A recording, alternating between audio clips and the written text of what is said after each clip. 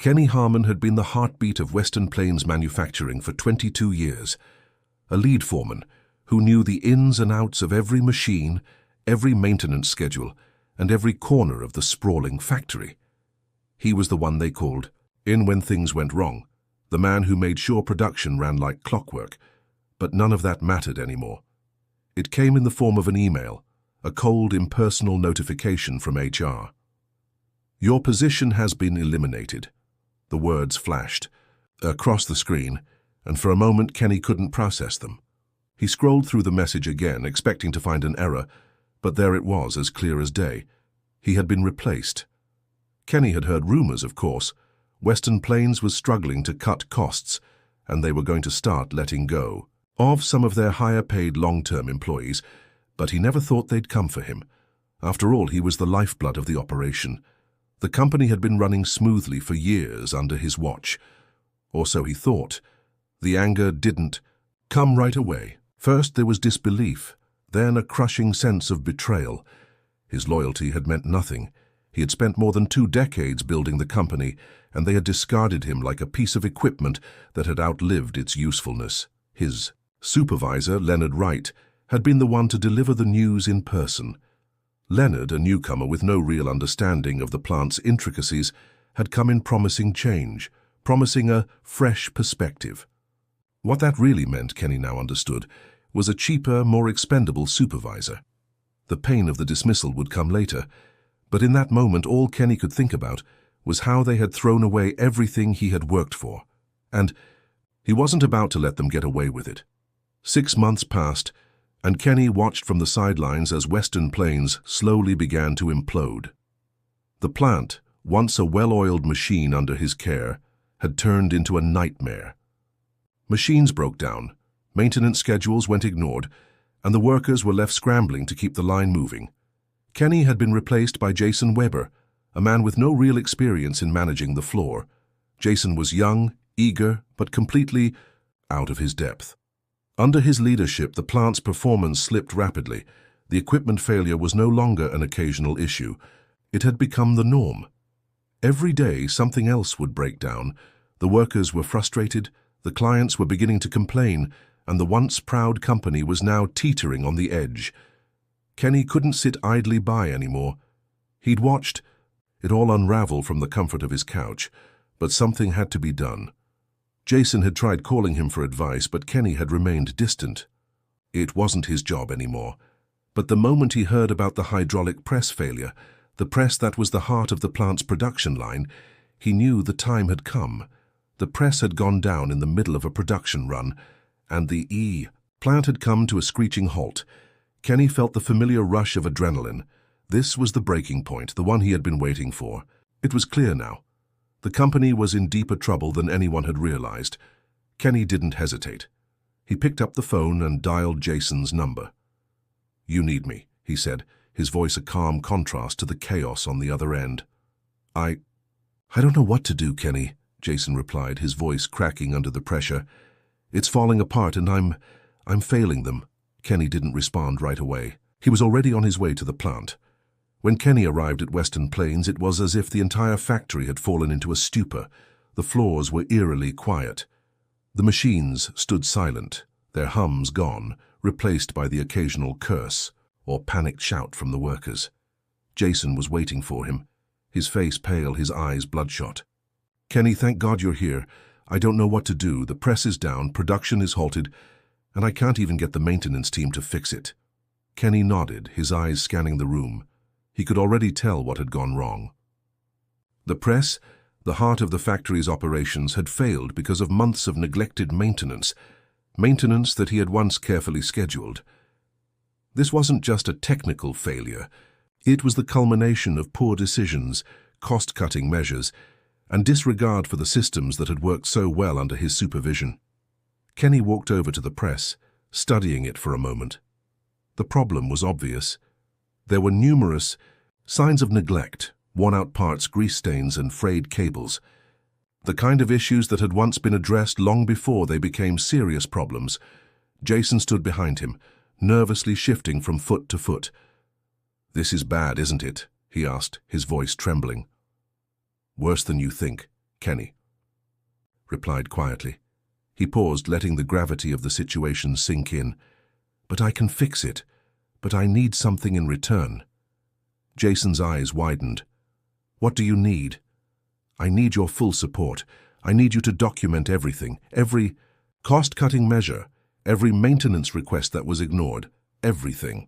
Jason hesitated, but then nodded. Kenny could see the fear in his eyes, but also the flicker of hope.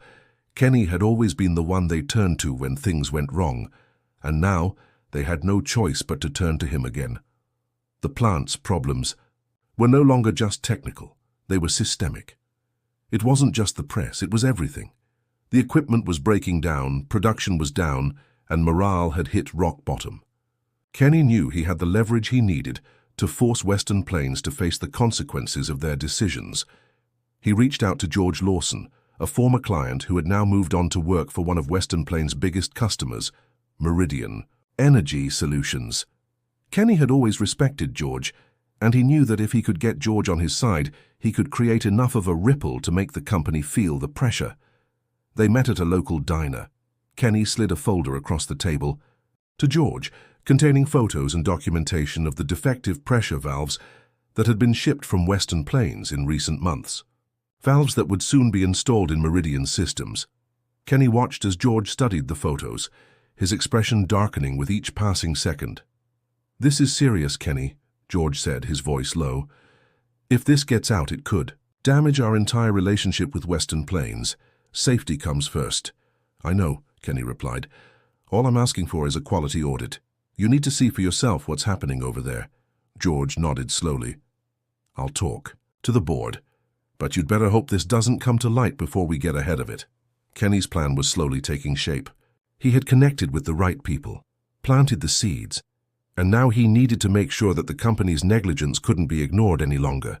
But he also knew that it wasn't just about exposing the truth, it was about hitting them where it hurt the most.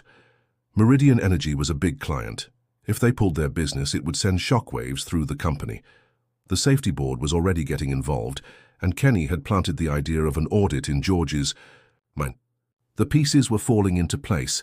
Then, just as Kenny had predicted, the hydraulic press failure was the catalyst.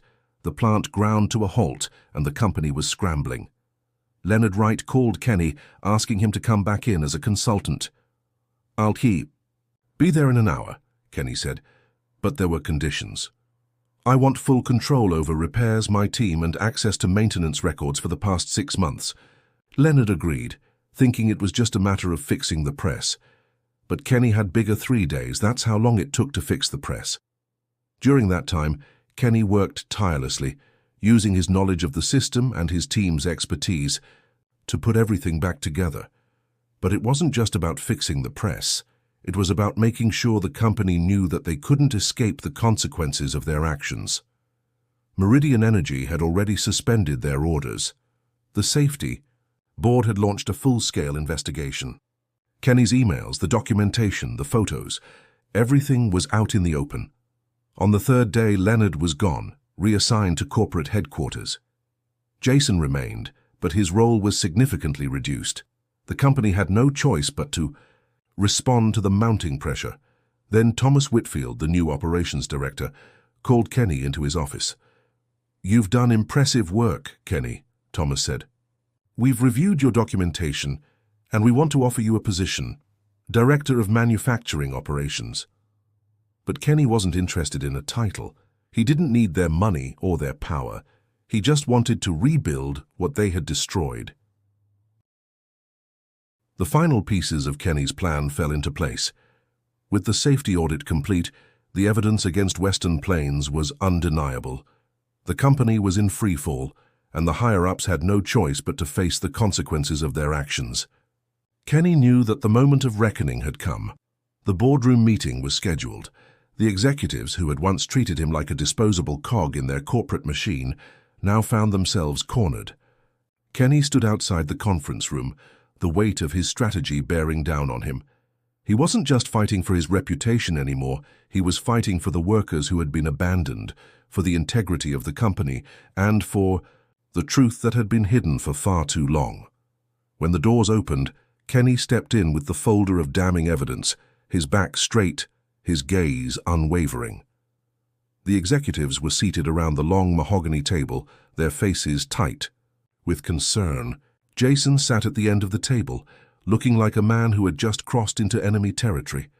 Kenny could feel his heart pounding in his chest, but there was no turning back now.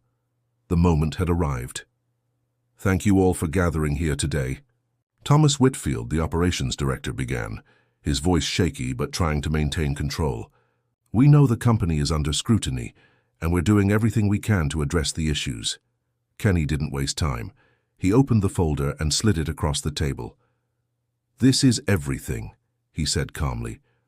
"All the records, photos, and documents showing the cost-cutting measures, the ignored maintenance, and the safety violations that have been swept under the rug." The room fell silent as the executives shuffled through the evidence.